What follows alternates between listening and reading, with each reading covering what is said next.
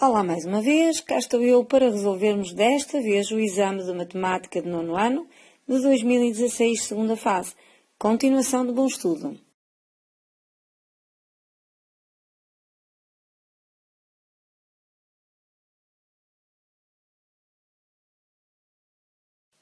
Ora, qual dos seguintes números, não é, das opções, será uma aproximação de raiz cúbica de 14? Vejamos. Se formos à calculadora, a raiz cúbica de 14 é 2,4101, etc, etc, etc. Portanto, é uma dízima infinita não periódica. Portanto, é um número irracional. Se fizermos arredondamentos deste valor, há três tipos de arredondamentos, como sabemos.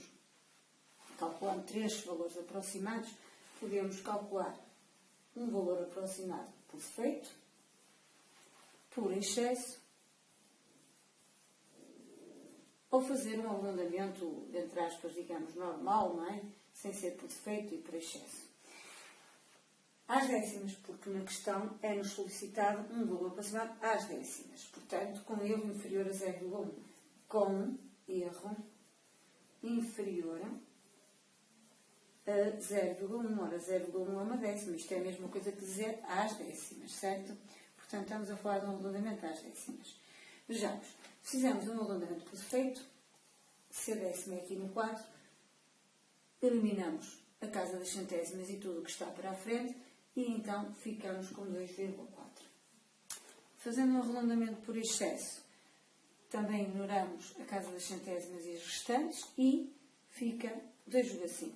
Portanto, aumenta a casa das décimas, não é? Por isso é que é por excesso. Fizemos o arredondamento, digamos, normal, o arredondamento sem ser por defeito nem por excesso. Fica então 2,4, porque o 1 não aumenta o 4, não é? E já vamos olhar para a casa das centésimas. Portanto, no arredondamento perfeito, corta aqui na casa das décimas, elimina as restantes, não aumenta. No arredondamento por excesso, corta ali na casa das décimas, elimina as restantes, aumenta. No arredondamento normal, olhamos para a casa seguinte, é menor que 5, não aumenta. Ora, a nossa resposta terá que ser uma destas opções, ou 2,4 ou 2,5. A 2,4 não aparece nas opções. Portanto, terá que ser a C, 2,5. Não é? Estes são os três tipos de arredondamentos que existem às décimas, correto? Portanto, a única hipótese aceitável é esta. Opção C.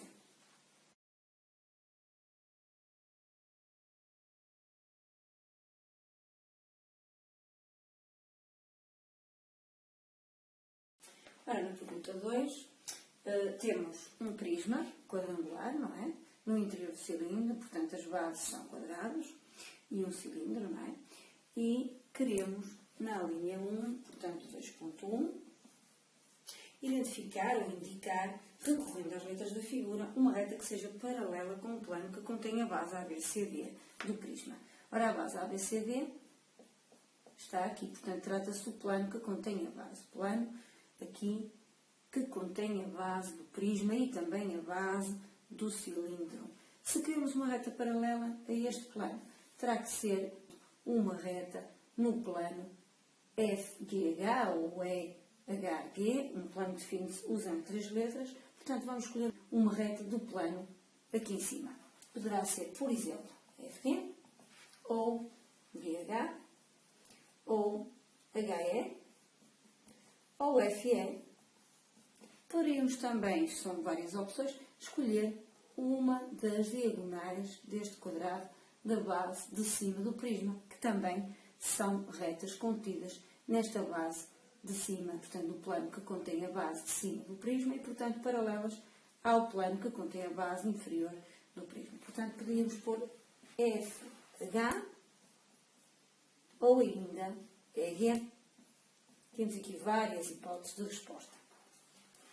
Na pergunta 2.2, é-nos pedido para calcular o volume do prisma, o prisma quadrangular no interior do cilindro. Ora, no enunciado, dizem-nos que o raio da base é igual a 3. Portanto, aqui este raio é 3. E dizem-nos também que a altura do cilindro, portanto, a altura do cilindro, que é idêntica à altura do prisma, é 5,3 centímetros. Não é? Ora bem, se o raio da base é 3, o diâmetro é, evidentemente, 6. Todo este diâmetro é 6.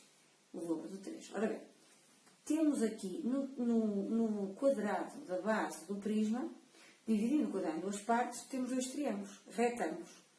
Uma vez que sendo um quadrado, todos os ângulos são retos. Portanto, este triângulo retângulo tem hipotenusa 6, que é esta diagonal, que é também o diâmetro do círculo, não é? E, portanto, tendo estes lados iguais, porque é efetivamente um quadrado, chamemos-lhe x, não é?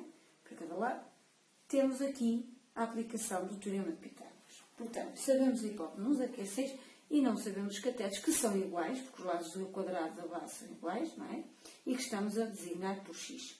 Então, temos o seguinte: 6 ao quadrado, que é a hipotenusa ao quadrado, será igual a cateto quadrado mais o outro cateto quadrado, que são x cada um, correto?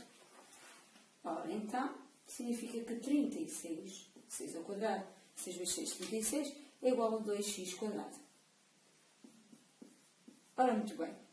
Dividindo por 2, que está aqui a multiplicar, passamos a ter x quadrado igual a 36 sobre 2, que são 18. Fazendo a raiz quadrada, para retirar o quadrado, a operação inversa do quadrado, ficamos com o x igual a raiz de 18. Quer dizer que estes lados da base do prisma, não é? São raiz de 18, cada um, não é? Raiz de 18, cada lado é raiz de 18. Ora, para que é que nós fizemos isto? Porque, efetivamente, precisamos de calcular o volume do prisma. Ora, o volume do prisma é igual à área da base vezes a altura. E é aqui que entra a necessidade de saber este lado da base, uma vez que vamos fazer a área deste quadrado, a área da base do prisma. Que é lado, então, vezes o lado. E esse lado é precisamente o x, o tal cateto, que acabamos de determinar, que é a raiz de 18. Portanto, temos aqui que a área da base do prisma será a raiz de 18 vezes raiz de 18. Ou seja, raiz de 18 ao quadrado. Eliminando o quadrado com a raiz, que são operações inversas, temos que a área da base é 18 centímetros quadrados. Correto?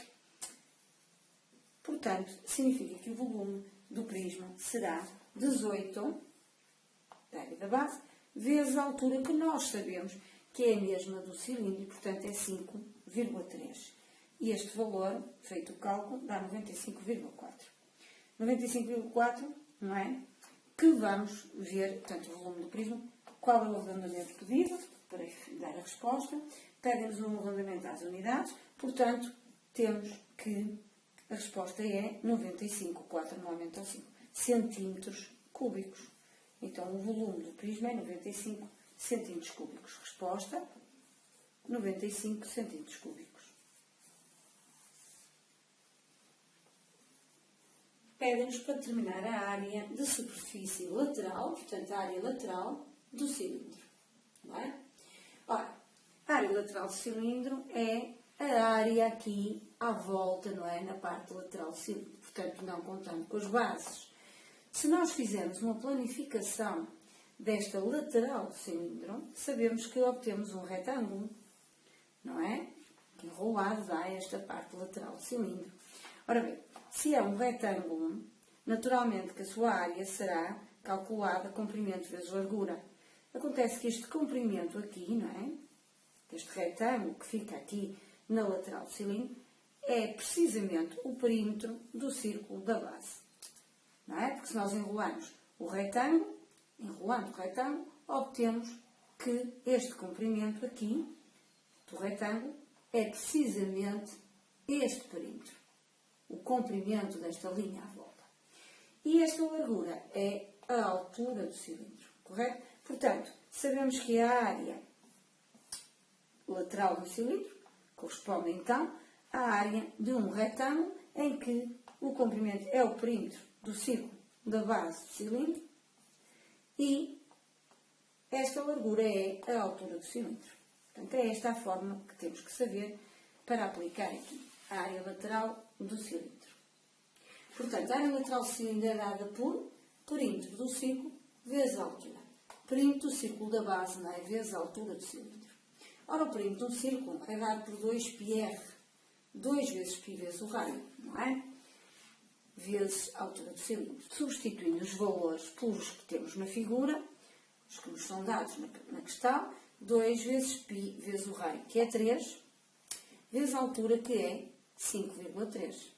Fazendo estes cálculos, simplificando estes cálculos, obtemos que 2 vezes 3 vezes 5,3 é 31,8 π. Portanto, temos aqui o valor exato da área lateral do cilindro, 31,8 π centímetros quadrados. Vejamos agora como devemos apresentar a resposta.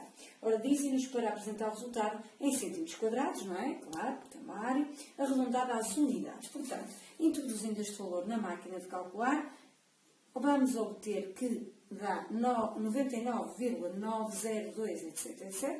E, portanto, arredondando ao que é pedido, que é as unidades, o 9 aumenta para 100, não é? 100 centímetros quadrados. E esta, então, será a resposta correta.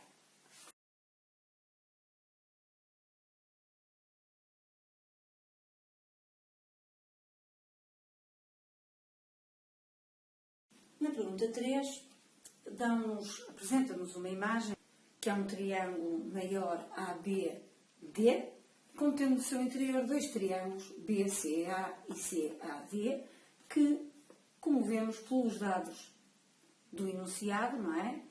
São retângulos no ponto C.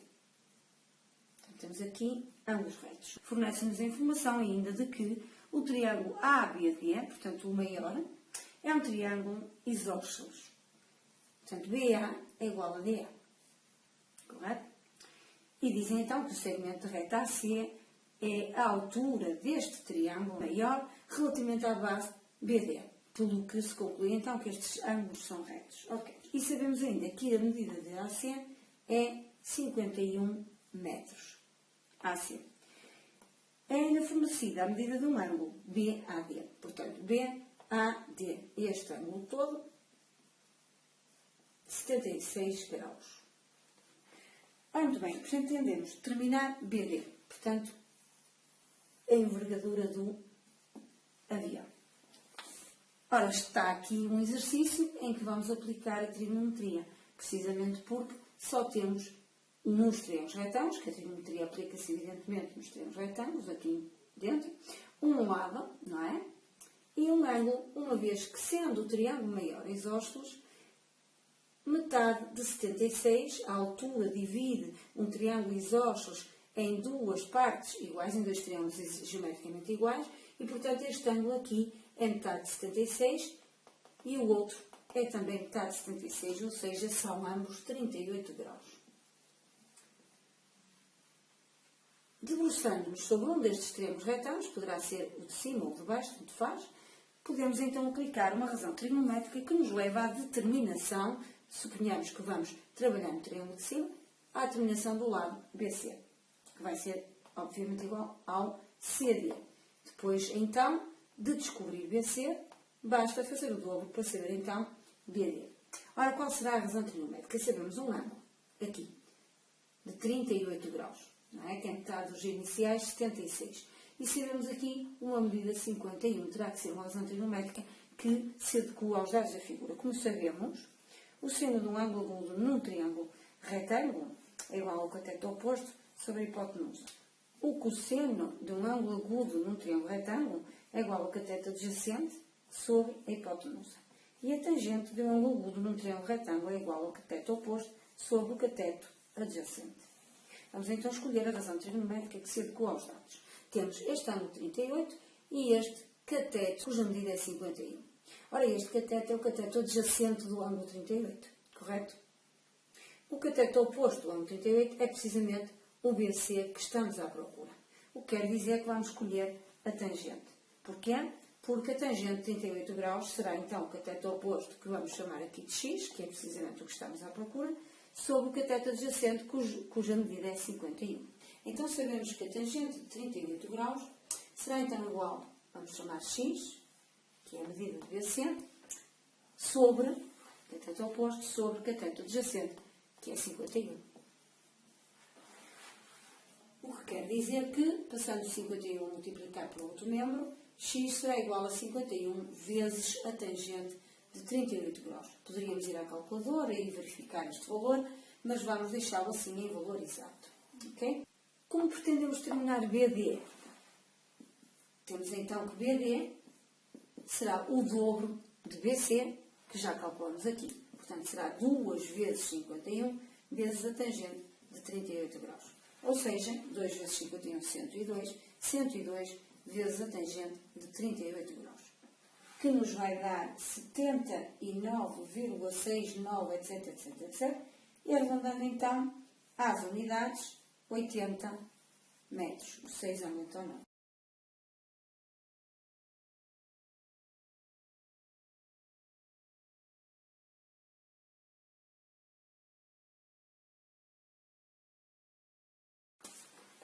Na questão número 4, dizem-nos seja K um número natural menor que 100, portanto K um número natural menor do que 100, que não sabemos quem é, não é? Vamos determinar. Considera o seguinte conjunto de dados numéricos, números 30, 70, 100 e K. Portanto, é um conjunto com 4 dados. Sabe-se que a média deste conjunto de dados é 60 e queremos saber então a mediana deste conjunto de dados. Ora, para saber a mediana temos que saber o K. Senão não conseguimos ordenar este conjunto de dados por ordem crescente e realmente determinar o valor central. Vamos então debruçar-nos sobre isso. Vamos determinar o valor de K. Para isso vamos usar o dado de que a média deste conjunto de dados é 60. Ora, façamos então a média. Fórmula da média. Somando então os 4 dados, vamos dividir por 4, porque são 4 dados, não é? E dizem-nos, fornecem-nos então a informação de que esta média, não é? É 60. Portanto, temos aqui uma equação para resolver, onde vamos determinar o valor de K. Ora, se nós somarmos 30 mais 70 mais 100 dá 200, o que quer dizer que, fazendo este cálculo toda uma vez, fica 200. Vamos pôr aqui equivalente. 200 mais K sobre 4, não é igual a 60.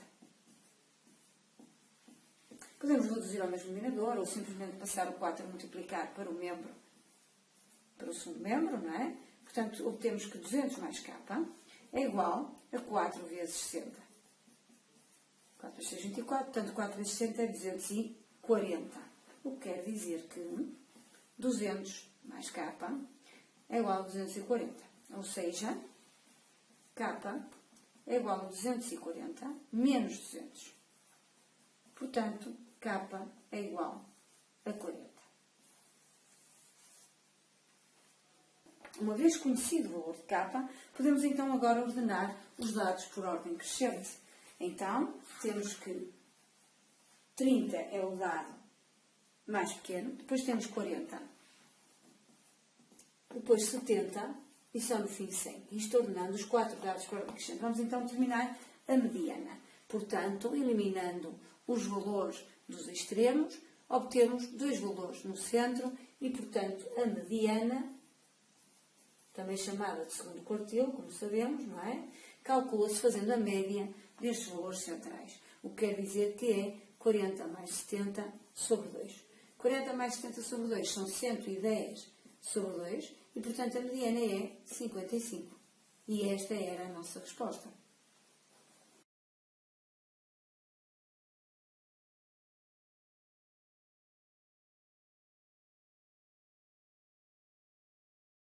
Dizem-nos seja n o menor número natural, de tal maneira que n sobre 0,4 é também número natural, podemos ir por tentativas, não é? Verificar o que acontece, então, para os números naturais. Então, o primeiro número natural, n, é 1. Vejamos o que acontece a n sobre 0,4 para n igual a 1. Fica, então, igual a 1 sobre 0,4, que dá 2,5. Portanto, não é natural. Se fizermos n igual a 2, obtemos que n sobre 0,4 é igual a 2 sobre 0,4. Ora, 2 sobre 0,4, efetivamente, é um número natural, dá 5. Não é? O que quer dizer que o menor número natural n, para o qual n sobre 0,4 também dá um número natural, e deu, não é? O menor número natural é efetivamente o 2. É para o 2, menor número natural, não é? Que n sobre 0,4 sai também natural. Encontrado o n para o nosso problema, para a resolução do nosso problema, vejamos então a resposta àquilo que se pretende. Queremos saber quantos números inteiros pertencem a um intervalo. Vamos fazer a representação geométrica, intervalo fechado de menos 1 a n sobre 0,4. Sabemos que este intervalo é um intervalo que vai de menos 1 a 5, pois já calculamos n sobre 0,4, que é 5. Para o menor número natural, descobrimos ser 2, não é? Portanto, este intervalo é um intervalo fechado que vai de menos 1 a 5, fechado à esquerda, fechado à direita, cuja representação geométrica é perfeitamente desnecessária, uma vez que é simples verificar quais são os números inteiros no seu interior. Portanto, é menos 1, 0, 1, 2, 3, 4 e 5. Claro que estes são os números inteiros, mas a resposta é quantos números inteiros. Portanto, 1, 2, 3, 4, 5, 6, 7. A resposta é 7 números inteiros.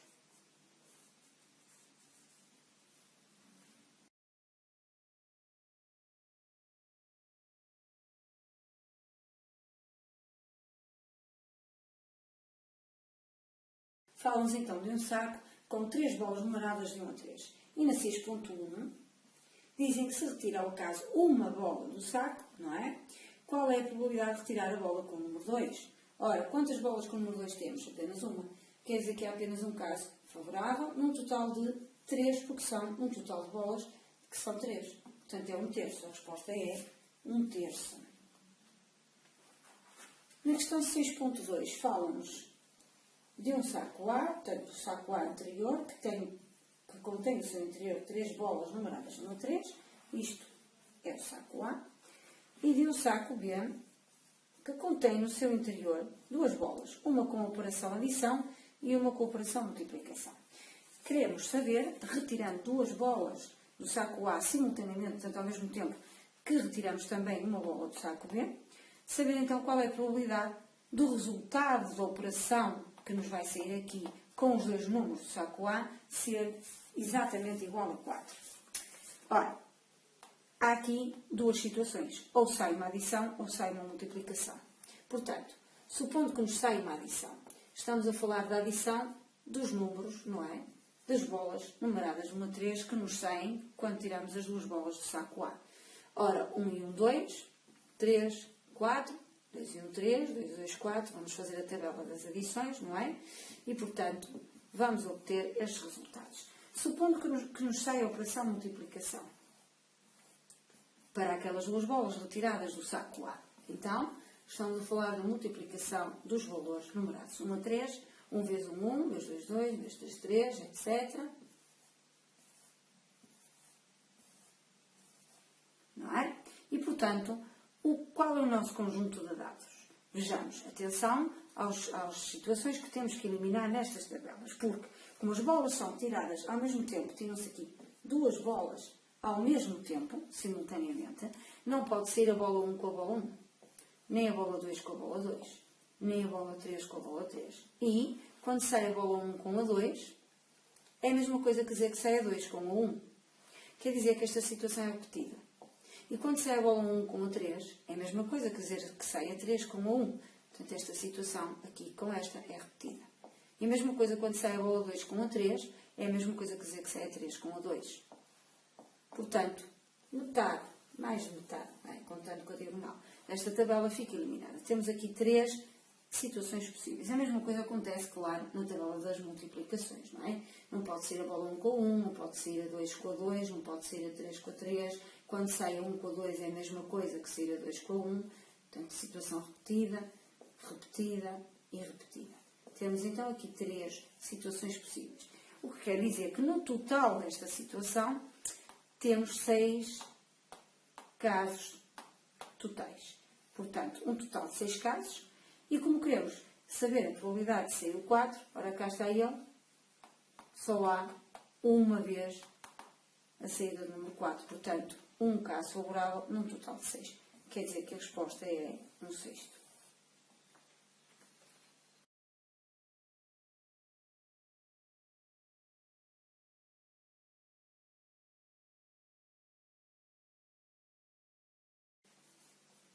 Na questão 7, pedem-nos para escrever o número 6 vezes 10 elevado a menos 2 mais 0,05 em notação científica. Ora, há duas formas de o fazer, não é? Aliás, há várias, mas podemos, por exemplo, começar por calcular o resultado deste valor que já vem escrito em notação científica, desta parte inicial, desta primeira parcela.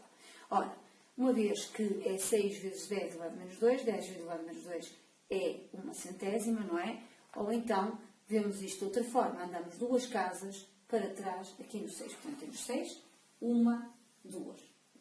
O que dá 2 zeros à esquerda, então, 6. 6 vezes 10 elevado a menos 2 é 0,06. Portanto, temos aqui 0,06 mais 0,05. Obtemos, então, 0,11. Ora, coloquemos então 0,11 em notação científica. Sabemos que para escrever um número em notação científica é necessário escrevê-lo na forma de um produto de 2 fatores, em que o primeiro fator terá que ser um algarismo ou um número entre 1 e 10 sem contar com 10, não é? E aqui uma potência de base 10 com um determinado expoente que vamos determinar. Portanto, vamos colocar a vírgula de forma que este número fique então entre 1 e 10 sem contar com 10. Portanto, 1,1, vamos colocar a vírgula aqui, não é? 1,1 é então um número entre 1 e 10 sem contar com 10. Portanto, qual será o expoente que teremos que colocar aqui de forma a que este cálculo, não é? Efetivamente, dê o resultado que tínhamos anteriormente, que é 0,11. Portanto, terá que ser uma casa para trás, menos 1, não é? A vírgula foi colocada aqui, portanto, para voltar ao seu estado inicial, terá que andar uma casa para trás, para a esquerda, portanto, menos 1. O que quer dizer, então, que a resposta é essa, é 1,1 vezes 10 elevado a menos 1. Ora, aqui está, escrita em notação científica, o valor inicial.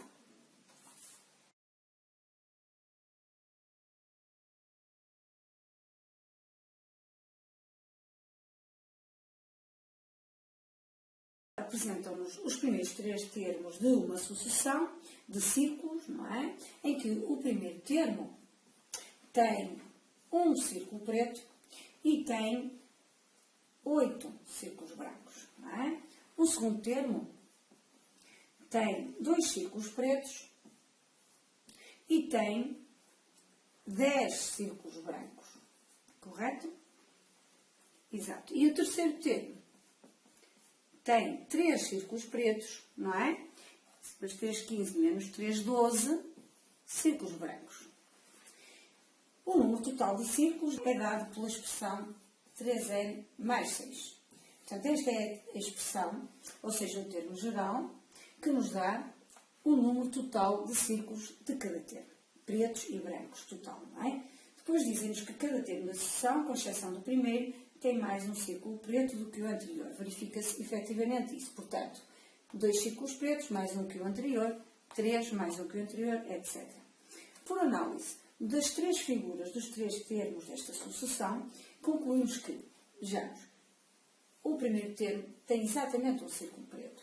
O segundo termo tem exatamente 2 círculos pretos. O terceiro termo tem exatamente 3. Portanto, o número de ordem do termo é exatamente o número de círculos pretos que ele tem. O que quer dizer que quando chegarmos ao termo de ordem 100, n igual a 100, ele terá exatamente 100 círculos pretos. E a questão é, quantos círculos brancos, é essa a questão, terá este centésimo termo, termo de ordem de 100.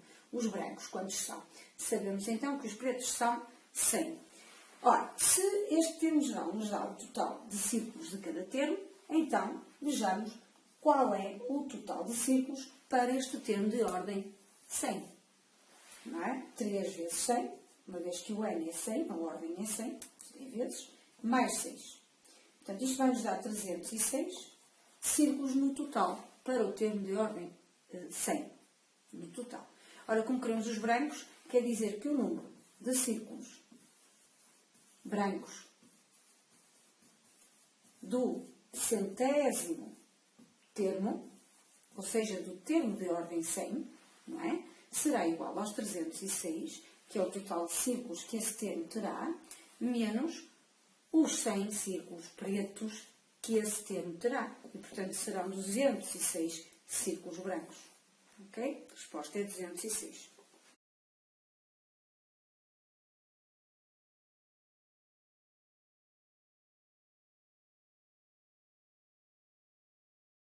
Na questão 9, apresentam-nos então duas retas, não é? Duas retas R e S, que por observação da imagem se verifica que a reta S corresponde a uma função afim, portanto não passa na origem, não é? E depois temos a reta R paralela à reta S a passar na origem, portanto uma função corresponde a uma função linear. E fornecem-nos aqui as coordenadas de um ponto 4, 9 sobre a reta S, um ponto P. Ok. Dizem-nos então que a reta R é definida pela equação y igual a 1,5x, portanto, esta reta R, y igual a 1,5x, é efetivamente do tipo, isto só para relembrarmos, y igual a ax, portanto, uma função linear, uma reta que passa efetivamente na origem, como já verificamos, sim. Dizem então que as retas são paralelas, que um ponto P tem coordenadas 4, 9, na reta S. E então perguntam-nos qual das seguintes expressões define a função f. A função f, atenção, correspondente aqui é de x à reta S, não é? Porque já temos aqui a expressão da reta R. Queremos saber a expressão da reta S. Ora, uma vez que a função f tem um gráfico, que é a reta S, que é uma reta que não passa na origem, não é? Então, a função f é uma função do tipo, sua expressão algébrico-analítica é do tipo ax mais b. Porquê? Afim. E é afim porquê? Pois o seu gráfico é uma reta que não passa na origem. Pronto. Isto seriam observações que teremos que fazer, não é? Que ninguém nos pede para escrever, mas que dá jeito de analisar. E então, o que é este A?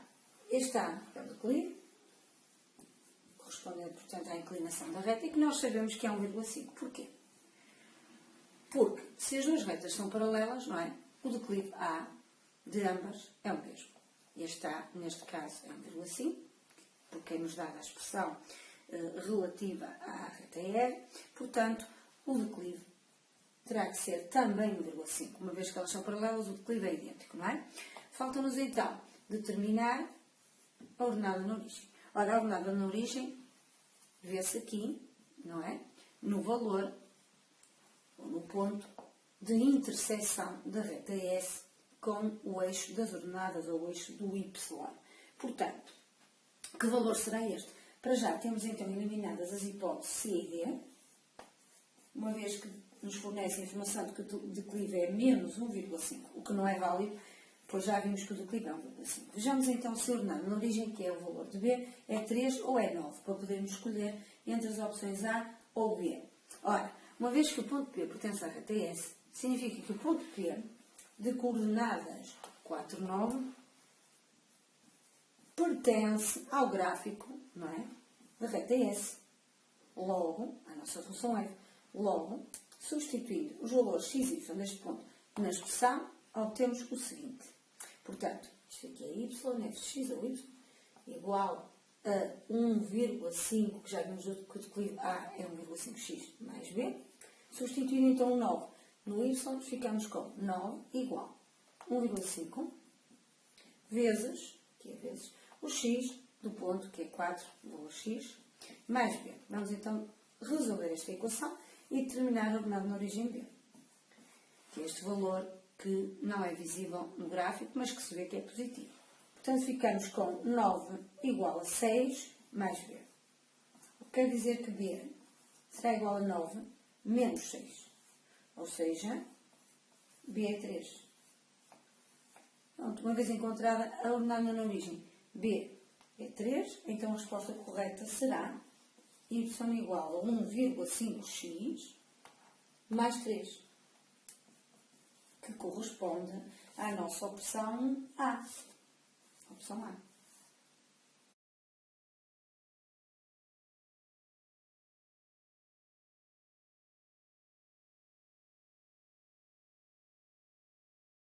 Ora, por análise deste gráfico, temos aqui então duas funções, a função f e a função q. A função f é-nos dado informação enunciada de que tem a seguinte expressão algébrica ou analítica, 2x ao quadrado. Portanto, é uma função, por aqui, do tipo, isto para rever, y igual a x quadrado. Portanto, é uma função quadrática. Função quadrática. Efetivamente, bastava analisar a expressão algébrica para tirar essa conclusão, cujo gráfico é uma parábola, voltada para cima, uma vez que o parâmetro A é 2, é positivo. Pronto, está analisado este gráfico. Por outro lado, dizem-nos que a função G é uma função de proporcionalidade inversa. Efetivamente, o gráfico aqui é um ramo de hipérbole no primeiro quadrante, não é? Não nos dão a expressão da função G. E esse é que é o nosso objetivo, determinar a expressão algébrica da função Q, desta proporcionalidade inversa. E dizemos ainda que os gráficos das funções f e g se interceptam, têm um ponto em comum, que é o ponto P, se interceptam neste ponto P, que tem abscissa 2 e que vem ali no gráfico. Ok. Portanto, objetivo, determinar a expressão da função Q, que, sendo uma função de proporcionalidade inversa, é do tipo k sobre x, onde o k, não é? É a constante de proporcionalidade inversa. A constante de proporcionalidade. Ora, muito bem, como determinar a constante de uma proporcionalidade inversa? Sabemos que a constante de proporcionalidade inversa se determina pelo produto de x vezes y. Isto para cada ponto da função. Neste caso, vamos nos concentrar no ponto P, cuja abscissa é 2. E, portanto, a constante será 2 vezes um determinado valor de y que não sabemos qual é. Estamos à procura. Ora, objetivo, determinar este valor y. Se eu souber este valor y, vou fazer 2 vezes y, vou obter a constante e vou substituí-la aqui. Vou então dar a resposta que pretendo, que é a da expressão algébrica da função G. Portanto, vamos então determinar este valor y, que é a ordenada do ponto P. Ora, se o ponto P pertence simultaneamente à função f, então ele verifica esta condição, verifica esta expressão, não é? Da função f. Ora, f de x é o mesmo que de ser y. O que quer dizer que o ponto P, 2 e aqui um valor y, verifica esta expressão da função f. Substituindo então a coordenada 2 aqui no x, temos que y vem igual a 2 vezes o valor de x do ponto P, que é 2, ao quadrado. Equivalente, y igual a 2 ao quadrado de 4, portanto 2 vezes 4, y é igual a 8. Quer isto dizer então que esta ordenada ou valor y ali para o ponto P é 8. Bem, então se é 8, aqui, para determinar a constante k, fazemos 2 vezes 8. 2 vezes 8. Uma vez que o ponto P, como vimos há pouco, é também um ponto pertencente à função G, que é a proporcionalidade inversa. Portanto, 2 vezes 8 são 16. O que quer dizer então que a constante de proporcionalidade inversa é 16. Se a constante é 16, então vamos por aqui em cima a resposta. Substituindo ali na expressão algébrica das funções de proporcionalidade inversa, obtemos que a expressão da função g de x será 16 sobre x.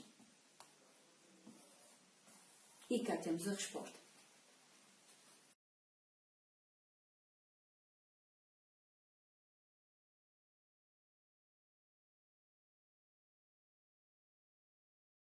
Considera então um par ordenado xy, tal que x é 1 e y é 0. Quer isto dizer que este par ordenado é 1, 0. Estamos a falar do ponto 1, 0. Qual dos seguintes sistemas de equações poderá ter este par ordenado como solução? Não é? Temos que fazer uma substituição dos valores x e y pelos valores das coordenadas deste ponto. Portanto, opção A. Vamos então substituir x e y por estes valores. Portanto, o x vale 1 e o y vale 0. Significa que fica 1 mais 0 igual a 0. Ora, nem vale a pena fazer a segunda substituição, porque já obtivemos aqui uma igualdade que é falsa. Ou seja, 1 mais 0 não é igual a 0. Portanto, este par ordenado não verifica este sistema, que quer dizer que não pode ser solução deste sistema. Portanto, esta opção fica eliminada. Opção B. Vamos então também substituir os valores das coordenadas do ponto xy, 1, 0. Então fica 1 no lugar de x, mais 0, novamente, igual a 0. Outra vez a mesma situação. Portanto, se esta igualdade é falsa, também não pode ser este par ordenado solução deste sistema. Opção C. X mais y igual a 1 na primeira equação do sistema. Então fica 1 no lugar de x, mais o y, que é 0, igual a 1. Ora, isto é verdadeiro. Para um par ordenado ser solução do sistema, ele tem que verificar as duas equações do sistema. Passemos então a substituir estas coordenadas na segunda equação deste sistema. Portanto, x, que é 1, menos y, menos 0, igual a 0. Ora, 1 menos 0 igual a 0 é falso. E se é falso, esta opção também não é a opção correta. Opção D. Na opção D, temos então 1 no lugar de x mais y, que é 0, igual a 1, que é verdade. 1 mais 0 é efetivamente igual a 1. E depois temos x menos y igual a 1. Portanto, x igual a 1, menos o y, que vale 0, igual a 1, que também é verdade. Ora, cá está a opção correta. O par ordenado 1, 0 é efetivamente solução do sistema D, uma vez que verifica, a opção D, na resposta, as suas duas equações.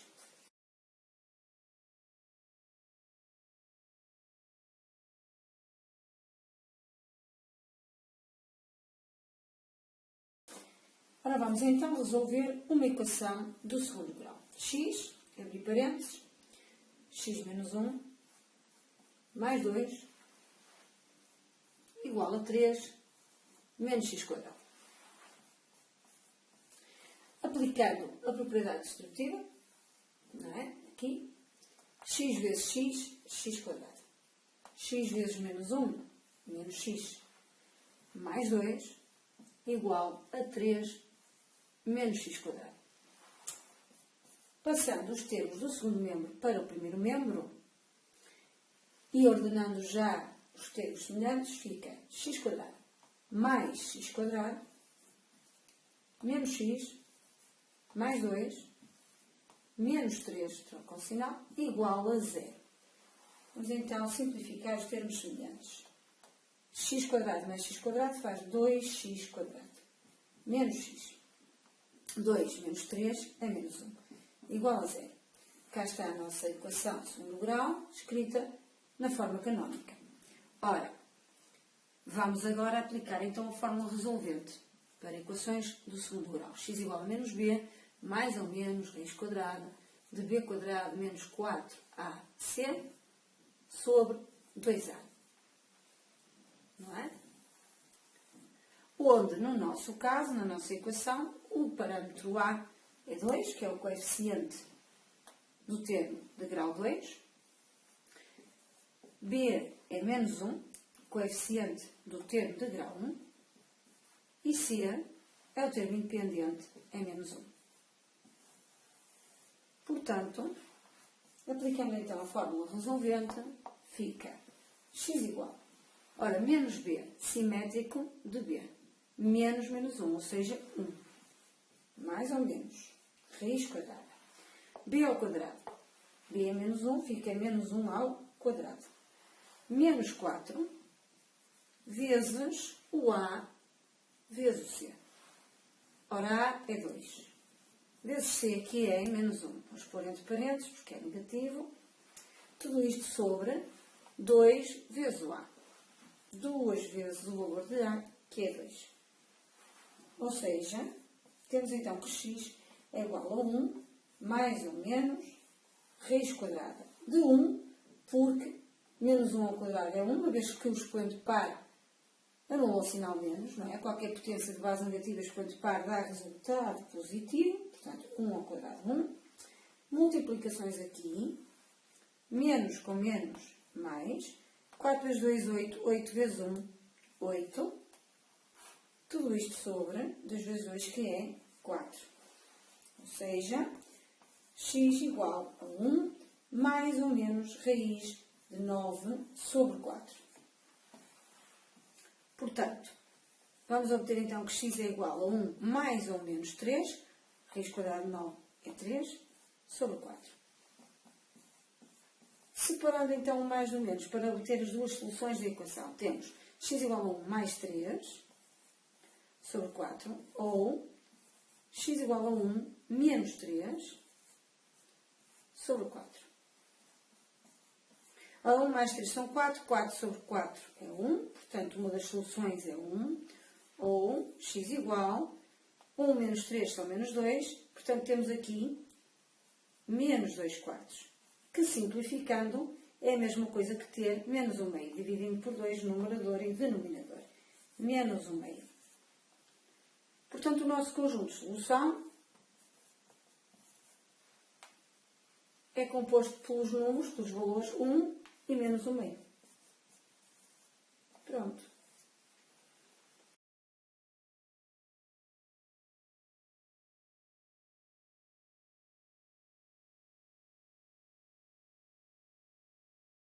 Na questão 13, temos então uma inequação para resolver. Portanto, 2, abrir parênteses, 1 menos x, maior que x sobre 5, mais 1.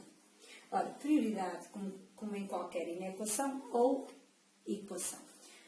Desembaraçar de parênteses. Então, temos aqui a propriedade distributiva para aplicar.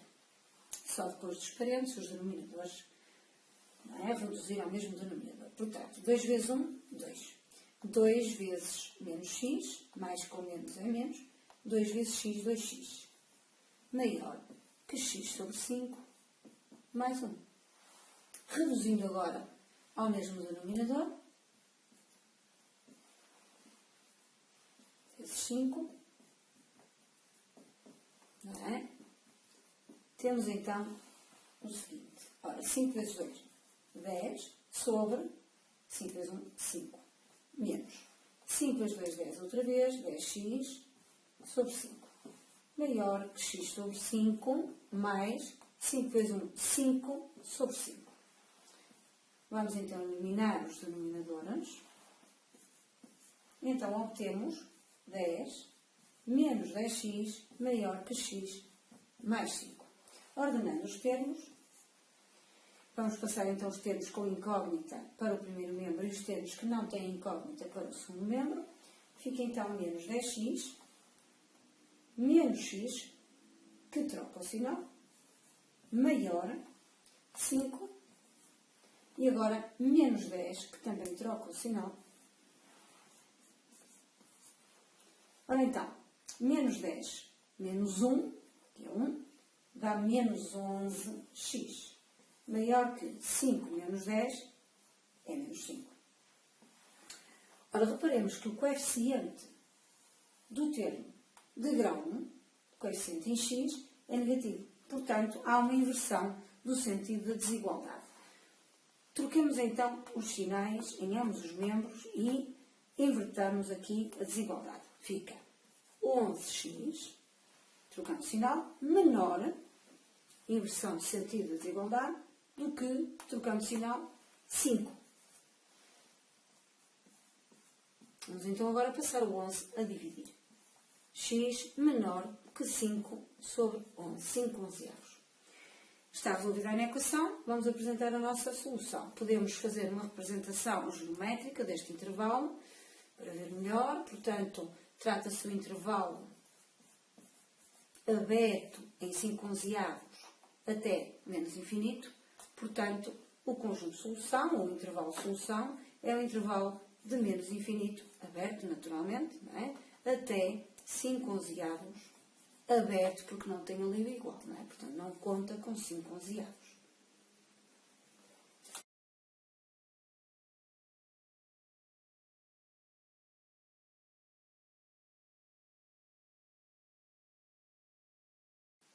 Escreve o número 6 elevado a 10 sobre 3 elevado a 10 vezes 4 elevado a 6 na forma de uma potência de base 2. Portanto, 2 elevado a qualquer coisa. Não é um determinado expoente que vamos determinar. É isto que pretendemos.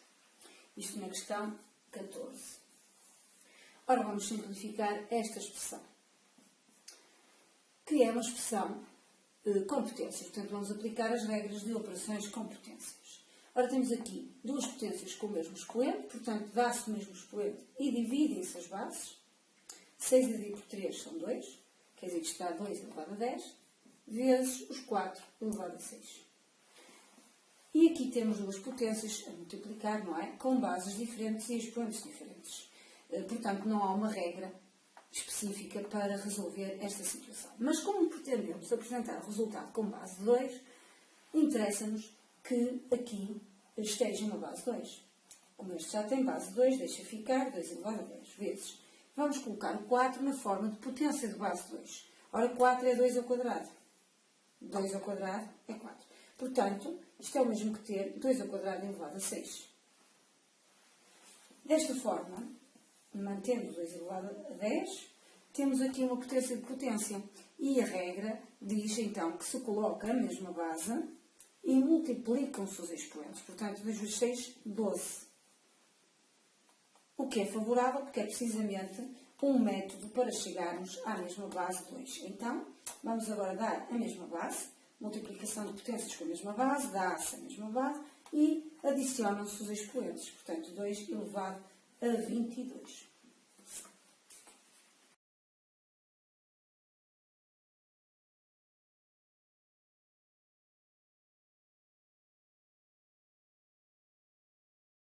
Na questão 15, apresenta-nos um polinómio que não está na sua forma reduzida, x mais 2 entre parênteses ao quadrado, não é? E que sabemos que corresponde a um caso notável da multiplicação, a mais b ao quadrado, portanto, o quadrado de um binómio, que sabemos que se resolve fazendo o quadrado do primeiro termo mais 2 vezes 2ab, portanto, 2 vezes o primeiro pelo segundo, mais o segundo ao quadrado.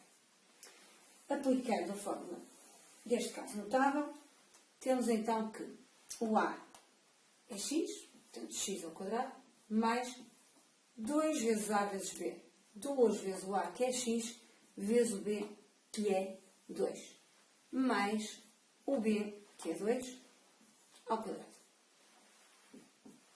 Portanto, obtemos x² mais 4x, 2 vezes 2, 4, x, que podíamos ter feito logo mentalmente, uma vez que é o dobro do primeiro pelo segundo, portanto, 2 vezes x, 2x e o dobro é 4x, mais 2 ao quadrado, que é 4. Cá está a forma reduzida deste polinómio, uma vez que, como sabemos, não podemos adicionar aqui termos que não são semelhantes, não é? Grau 2, grau 1 e grau 0.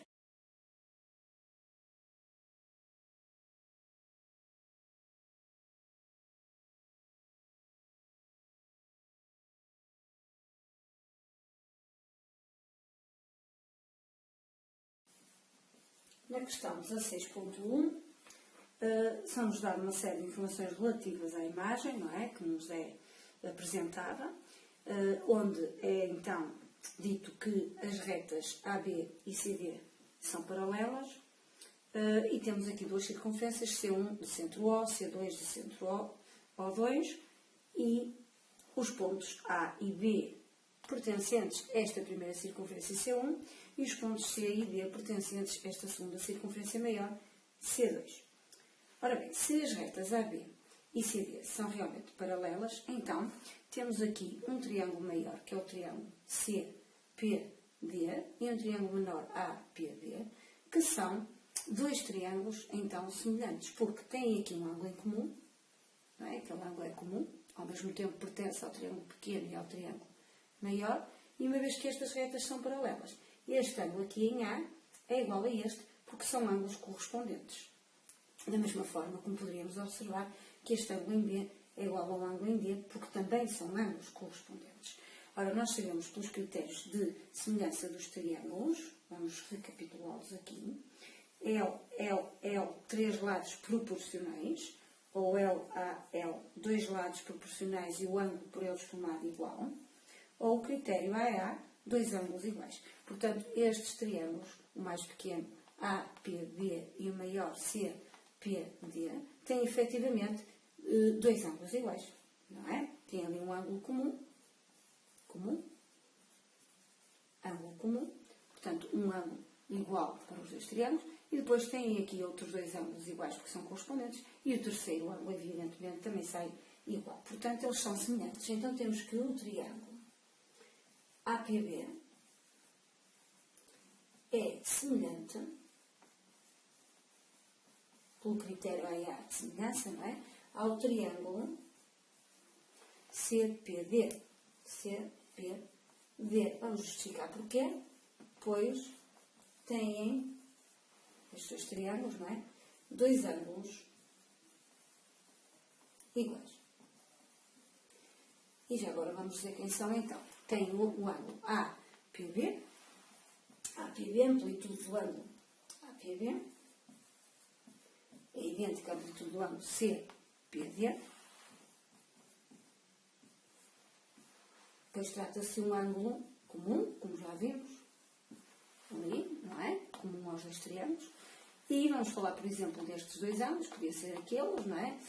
Destes dois, o ângulo BAP, portanto, a amplitude do ângulo BAP é igual à amplitude do ângulo DCP. Pois são ângulos, vamos por assim, abreviando, correspondentes. Aqui por cima da figura. Portanto, pelo critério AA, dois ângulos iguais, os triângulos são efetivamente semelhantes. Está justificada, então, a semelhança destes dois triângulos. Ora, se são triângulos semelhantes, os seus lados são correspondentes, são proporcionais. Sabemos, pelos dados da questão 16.1, que a medida de AB é 2 centímetros, em centímetros. A medida de CD é 6. E a medida de PA, portanto, daqui até aqui, este diâmetro da circunferência menor, é 3,5. Vamos então aplicar a proporcionalidade entre os lados correspondentes destes dois triângulos. Temos então que 6 está para 2, assim como este lado no triângulo maior está para 3,5. Vamos lhe chamar X. Portanto, o diâmetro da circunferência maior, PC. Vamos lhe chamar X. X está para 3,5. Resolvendo esta proporção, vamos então ter que X é igual a 6 vezes 3,5 sobre 2. Isto é, X, feitos os cálculos, vai dar 10,5. Portanto, a resposta é a hipótese C, 10,5, uma vez que a pergunta era precisamente quem é este diâmetro, não é, da circunferência maior, que acabamos de calcular e ao qual chamamos X. Portanto, a resposta, hipótese C, 10,5 centímetros. Qual é então o lugar geométrico dos pontos que distam 3,5 centímetros do ponto P? Temos aqui o ponto P, queremos saber qual é o lugar geométrico dos pontos do plano, que distam 3,5 centímetros deste ponto. Vamos fazer aqui um esboço aqui fora. Suponhamos que o ponto P está aqui. Ora, o lugar geométrico dos pontos do plano que estão à distância 3,5 centímetros deste ponto. Está aqui um ponto, está aqui outro, etc. Todos à mesma distância. 3,5, etc. É uma circunferência, não é? São os pontos na linha de uma circunferência, de centro no ponto P e raio 3,5. São estes os pontos do plano que estão à distância 3,5, não é? Do ponto P. Uma vez que os pontos aqui no interior estão a uma distância inferior a 3,5, portanto não servem, e os pontos aqui no exterior estão a uma distância de P superior a 3,5, portanto também não servem. Portanto, os pontos que queremos são os pontos que estão sobre uma circunferência de centro no ponto P e de raio 3,5. Aqui no nosso desenho, uma vez que a distância de P a A era então os 3,5, temos que imaginar uma circunferência de centro P e raio 3,5, que não é esta, como é evidente, será algo deste tipo, que se prolonga e não cabe aqui, não é? Que efetivamente tem centro P e tem este raio 3,5. Ok? Portanto, a resposta correta é a opção B. A opção B, uma circunferência de centro no ponto P e raio PA. E PA porquê? Porque PA é precisamente, a medida de PA é precisamente os 3,5. Para finalizar, na questão 16.2, dizem-nos então para admitir que a amplitude do arco PD é igual a 110 graus. Onde é que está o arco PD? PD. Trata-se deste arco de circunferência, que nos dizem então ter amplitude de 110 graus, não é? E queremos determinar a amplitude em graus, não é? Do ângulo APB. Ora, vejamos, APB. Estamos a falar aqui deste ângulo em P. Ora, este ângulo é um ângulo inscrito, uma vez que o seu vértice está sobre a linha da circunferência C2, a circunferência maior. E qualquer ângulo inscrito, vamos por aqui, ângulo inscrito, tem amplitude igual a metade do seu arco correspondente. Uma vez que nos fornecem um arco PD que está na circunferência maior, vamos trabalhar na circunferência maior. Não é? Portanto, este ângulo sendo inscrito tem amplitude igual a metade do seu arco correspondente. E quem é o seu arco correspondente? Vejamos aqui os lados do ângulo. É o arco CD. Não é? O arco CD é o arco correspondente ao ângulo APB, que queremos calcular. Portanto, se nós determinarmos este arco aqui, a amplitude do arco CD, sabemos que metade dessa amplitude é exatamente o ângulo que pretendemos. Ora, este arco que aqui temos, que é PDC, todo ele aqui, é uma semicircunferência, uma vez que PC é o diâmetro da circunferência C2, a circunferência maior.